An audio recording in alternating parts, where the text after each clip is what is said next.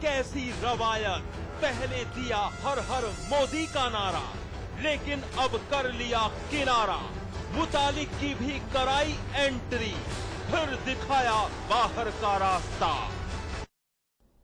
जी हां, ये सवाल इसलिए उठ रहे हैं कि बीजेपी पहले तो एकदम से आगे बढ़ जाती है और फिर अपने कदम पीछे खींचने में भी देरी नहीं लगाती। अब सवाल यह है कि आखिर कब बदलेगी बीजेपी।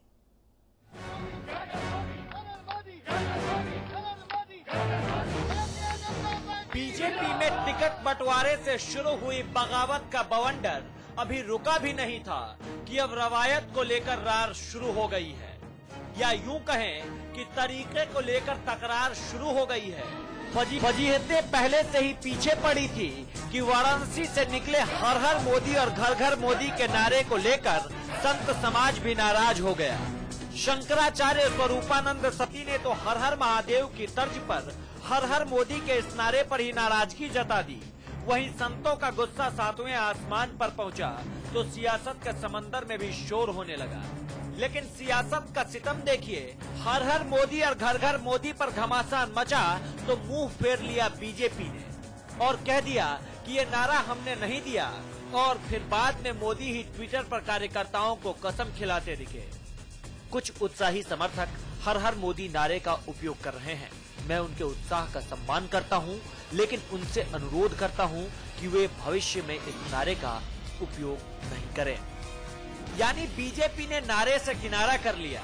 यहाँ भी रवायत बदल गई, लेकिन इतनी छीछा लेदर से छलनी होने के बाद भी आदत नहीं बदली, क्योंकि श्री राम सेना के विवादित प्रमुख प्रमोद मुतालिक को पार्टी में शामिल करने में जितनी जल्दीबाजी दिखाई, उससे कहीं ज्यादा जल्दीबाजी उन्हें निकालने में दिखा दी। वहीं प्रमोद मुतालिक भी बीजेपी के इस व्यवहार पर अपनी भ्रिकुटी भौंतरी करते दिखे, यानी बीजेपी फिर बैकफुट पर। अर्जेंट निर्णय जो लिया है वो गलत है। मनोहर पर्रिकर का जो स्टेटमेंट है वो गलत है। मनोहर पर्रिकर एक राज्य के, गोवा राज्य के मुख्यमंत्री है। ये कोई राष्ट्रीय पदाधिकारी भी नहीं है, राष्ट्रीय अध्यक्ष भी नहीं है।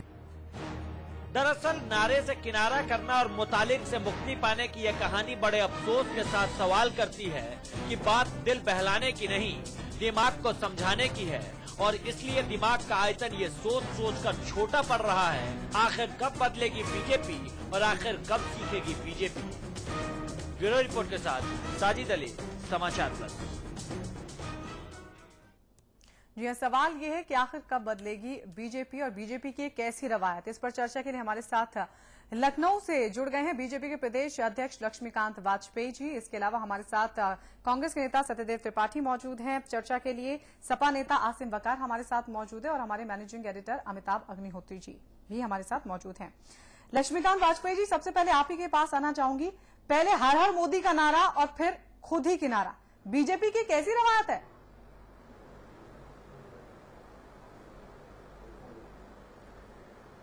वैसे तो भारतीय जनता पार्टी के राष्ट्रीय नेतृत्व और आदरणीय नरेंद्र मोदी जी के द्वारा कार्यकर्ताओं से अपील जी के बाद इस पर चर्चा की तो कोई आवश्यकता नहीं थी, लेकिन अगर चर्चा है तो मैं केवल इतना कहना चाहूंगा, सिर्फ अपील की गई है, सिर्फ अपील की गई है, खेद प्रकट नहीं किया गया मोदी की तरफ से। खेद प्रकट करने की मैं आवश्यकता भी नहीं समझता जी। आपको लगता है लेकिन मेरा नई निवेदन है कि उन्होंने कार्यकर्ताओं से यह अपील कर दी। अब जब कार्यकर्ताओं से अपील कर दी जी, तो कार्यकर्ता फिर उस नारे को लगाएंगे ऐसा मैं नहीं समझता। लेकिन मेरा ये कहना है, ये नारा पिछले कई महीने से चल रहा था, जब तक मोदी जी ने बनारस में अपने लड़ने की घोषणा नहीं हुई पार्टी की। और सवाल भी इसीलिए वाजपेयी जी, सवाल भी इसीलिए है कि कई महीनों से नारा चल रहा था और क्यों स्वरूपानंद सरस्वती को विरोध के बाद ही इस पूरे मामले को संज्ञान में लिया गया। जब विरोधियों ने इस मसले को उठाया तब क्यों इस मामले पर मोदी की तरफ से अपील की गई? इतने महीनों तक आखिर बीजेपी कहां थी, नरेंद्र मोदी कहां थे? नहीं, बीजेपी भी वही थी, नरेंद्र मोदी भी वही थे जी। आपत्ति नहीं आई थी, इसलिए ये नारा लगता रहा, और केवल मात्र इसलिए कि आदरणीय परम पूजनीय स्वामी स्वरूपानंद जी महाराज शंकराचार्य है, व्यक्तिगत मेरे परिवार की श्रद्धा उन पर है, लेकिन एक धर्माचार्य द्वारा अगर कोई विषय उठाया गया तो उनके मान को रखते हुए अगर भारतीय जनता पार्टी ने उसको वापस लिया है तो मेरा ये कहना है कि इस पर किसी राजनीतिक दल को राजनीति करने का हक नहीं है। हमने शंकराचार्य जी के एक आग्रह पर या उनके द्वारा उठाए गए विषय पर सम्मानजनक तरीके से उसको रोका है। वाजपेयी जी मेरा एक सवाल है दल के कारण से नहीं। ठीक है वाजपेयी जी, मेरा एक सवाल है जी यह जी विड्रॉल, ये कदम वापसी द्वारिका पीठ के शंकराचार्य स्वामी स्वरूपानंद जी महाराज के प्रति सम्मान के कारण है या भाजपा को कहीं अंदर से दिल से ये लगा कि ये नारा गलत था, नहीं लगना चाहिए? दोनों में फर्क है। अगर ये केवल स्वरूपानंद जी महाराज का चेहरा देख के वापस लिया तो फिर बात बनी नहीं। अगर भाजपा को ये लगा कि नहीं ये नारा गलत था, नहीं लगना चाहिए था, तो बात समझ आती है। अग्निहोत्री जी अमिताभ जी चेहरा देखकर नहीं, लेकिन एक संत के द्वारा उठाई गई बात को अनुकूलता से विचार करके और उनकी सलाह को उपयुक्त मानते हुए, इससे किसी धर्म के आधार पर हम स्वयं आस्था के लोग हैं, भगवान शंकर हमारे आराध्य हैं, उससे जोड़कर उनके प्रति अनास्था या उनके प्रति कोई इस प्रकार का व्यवहार करने की इच्छा नहीं है, इसलिए उनकी सलाह को मानते हुए भारतीय जनता पार्टी ने इसको वापस ले लिया। वाजपेयी मतलब जो कार्यकर्ता लगा रहे थे उनको निर्देशित किया कि इस नारे का उपयोग ना करें। ठीक है वाजपेयी जी, नारे पर आगे बहस जब बढ़ेगी, दूसरे पार्टियों के लोग भी बोलेंगे, तब आगे जाऊंगा। 2-3 उदाहरण देता हूं। प्रमोद महाजन के दौर में एक दिन अचानक खबर आती है कि एक महत्वपूर्ण प्रेस कॉन्फ्रेंस है और घोषणा करते हैं प्रमोद भाई कि डीपी यादव भारतीय जनता पार्टी में शामिल कर लिए गए, इनके आने से पार्टी मजबूत होगी। और 3.5 घंटे बाद फिर मैसेज आता है कि फिर प्रेस कॉन्फ्रेंस है पार्टी मुख्यालय में और वेंकैया नायडू आके प्रेस कॉन्फ्रेंस करते हैं। तब प्रमोद महाजन ने वो कहते हैं डीपी यादव को निकाल दिया गया, उनके आने से पार्टी की छवि को नुकसान हुआ। दूसरा उदाहरण, भारतीय जनता पार्टी के राष्ट्रीय उपाध्यक्ष और तमाम बड़े छोटे नेता मिलके गुलदस्तों के साथ प्रातः स्मरणीय बाबू सिंह कुशवाहा जी को लाते हैं। बाद में होता है कि भी बाबू सिंह कुशवाहा को पार्टी से अलग कर दिया गया, उनका कोई लेना देना नहीं। ऐसे ही आप प्रमोद मुतालिक को लाते हैं और 4 घंटे बाद आप कहते हो कि जी मुतालिक को हटा दिया, इनसे कोई लेना देना नहीं। कहीं गंभीरता होनी चाहिए। जो पार्टी देश के शासन की बागडोर मांग रही है, उसके निर्णयों में गंभीरता और निरंतरता दिखनी चाहिए या नहीं? आप आदमियों की तरह और नारों की तरह अगर नीतियां बदलने लगे सरकार में आने के बाद, तो कैसे चलेगा?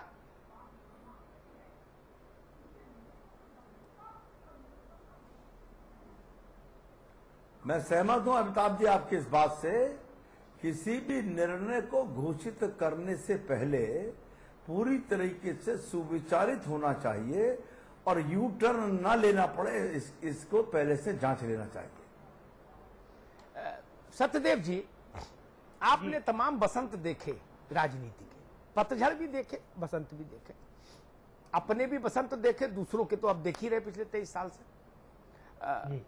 मेरा सवाल फिर वही है, इतनी बड़ी पार्टी जो देश की सत्ता की स्वाभाविक दावेदार के रूप में उभर भी रही है और मान भी रही है खुद को, मैं ये भी नहीं कहूंगा भारतीय जनता पार्टी उस लड़ाई में एक मजबूत दावेदार है, उसके निर्णयों में, चाहे वो निर्णय व्यक्तियों की प्रवेश का हो, चाहे वो निर्णय नारे का हो, एक कंटिन्यूटी होनी चाहिए, एक निरंतरता होनी चाहिए।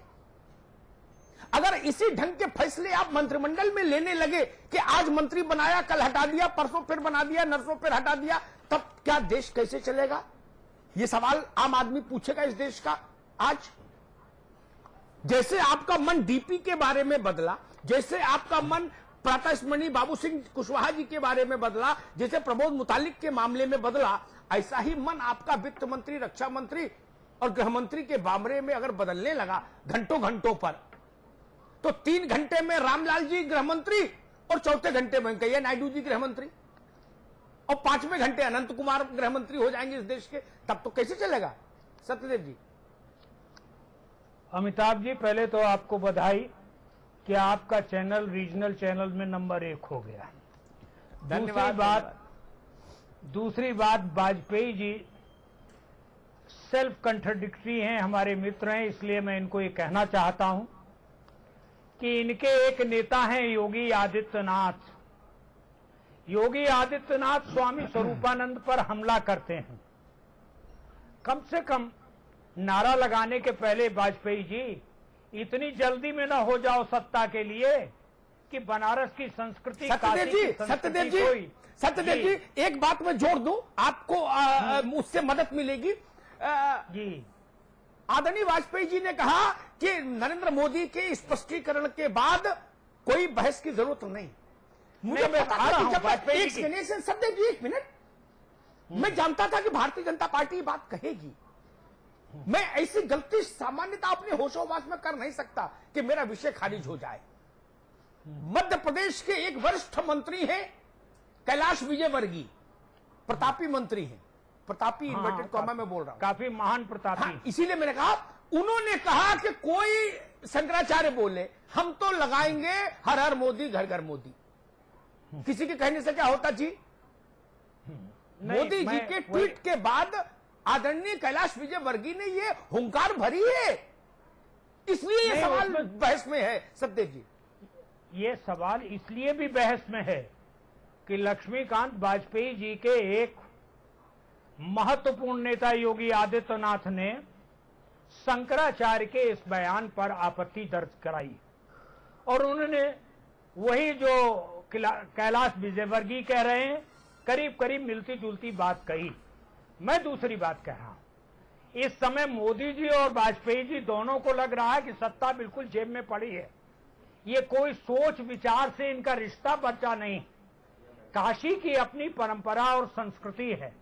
हर हर शब्द का इस्तेमाल कहां करना चाहिए, कम से कम भारतीय जनता पार्टी को तो सोचना ही चाहिए थी, और पार्टियां अगर ना सोचें तो एक बार गनीमत, क्योंकि हर हर का मतलब। हाँ सत्यदेव जी एक निवेदन करूं, अभी इस विषय पे अपन नहीं जाए। हर हर का जो सांस्कृतिक पक्ष है इस पर हम बहुत हम आज जो विषय है ना उस पर एक सेकंड उसी पे आ रहे हैं। एक मिनट पंडित जी, वाजपेयी जी मेरे साथ बैठे हैं, वाजपेयी जी को स्मरण होगा। मुझे कष्ट है, स्वरूपानंद जी ने कहा तो आपने ट्वीट कर दिया। 20 दिसंबर को अमिताभ अग्निहोत्री ये बहस लेके आया था इसी चैनल पर कि काशी में हर हर मोदी क्यों हुआ। वाजपेयी जी को भी मैंने जोड़ा था फोन पर, भारतीय जनता पार्टी और तमाम पार्टियों के नेता मेरे साथ जुड़े थे। आपको ये बात तब क्यों नहीं समझ आई? नहीं, मैंने तो ये बात क्यों नहीं समझ आई आपको स्वरूपानंद की? और आज आपकी पार्टी के लोग स्वरूपानंद को कांग्रेसी शंकराचार्य घोषित कर रहे हैं। अगर आपके मन में उनका पद के प्रति सम्मान का भाव है तो फिर आपकी पार्टी के लोग उनको कांग्रेस का शंकराचार्य कैसे बता रहे हैं? असल में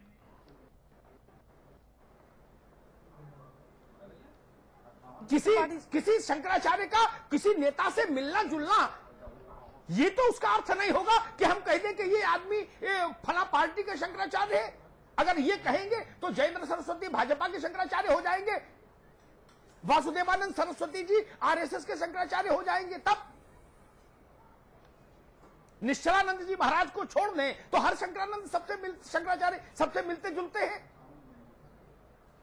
बहुत सारे लोग वो घोषित शंकराचार्य नहीं है, थोड़ा दूसरे किस्म के हैं, लेकिन वो आजम खान साहब के भी साथ है। तो क्या मैं उनको सफाई कह दूं? सत्यदेव जी, हाँ, तो शंकराचार्यों की अपनी परंपरा है।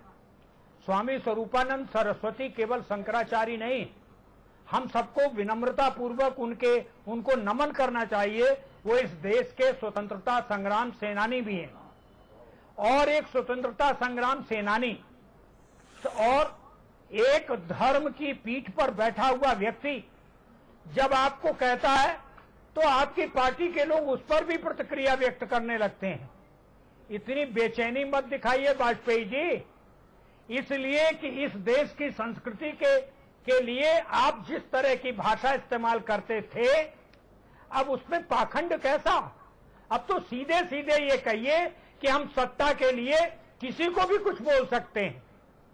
और जी कुछ कहना चाह रहे जरा उनके जी वाजपेयी जी, मैं सुनने को तैयार हूं।